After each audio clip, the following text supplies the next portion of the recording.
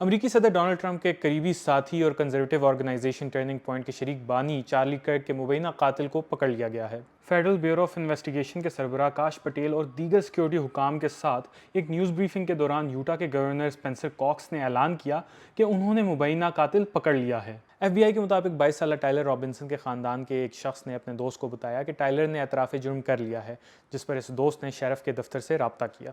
America में BBC के partner नशरियाती इदारे सीबीएस को 2 कानून नाफिज करने वाले इदारों के ज़राए ने बताया कि मुलजिम के वालिद ने एफबीआई की तरफ से जारी करदा तस्वीर से मुलजिम को पहचाना, जिसके बाद मुलजिम ने अपने वालिद के सामने एतराफ़ जुर्म किया और उनके वालिद ने उन्हें गिरफ्तारी देने पर कायल करने की कोशिश की। उनके वालिद ने अपने एक पादरी दोस्त को बुलाया और दोनों ने मिल के मुलजिम को गिरफ्तारी देने के लिए मनाया, जिसके बाद मुलजिम की गिरफ्तारी अमल में लाई गई। काश पटेल ने 33 घंटे तक मुलजिम के ताक़ुब का जिक्र करते हुए कहा कि एफबीआई के एजेंट इस वाक़े से मुतल्लिक 11,000 लीड्स पर काम कर रहे थे। यूटा के गवर्नर स्पेंसर कॉक्स ने बताया कि टाइलर के ख़ानदान के मुताबिक वो चार्ली किर्क को नापसंद करते थे। स्पेंसर कॉक्स ने यह भी बताया कि टाइलर ने अपने ख़ानदान के एक शख्स को कहा था कि चार्ली किर्क नफरत से भरे हुए हैं और वो नफरत फैला रहे हैं। गिरफ्तारी पर मदद करने में एफबीआई के डायरेक्टर काश पटेल ने चार्ली किर्क के ख़ानदान का शुक्रिया अदा किया और कहा कि उनकी बेवा और बच्चे मुलजिम को सज़ा दिलवाने में हुकाम के साथ साथ होंगे।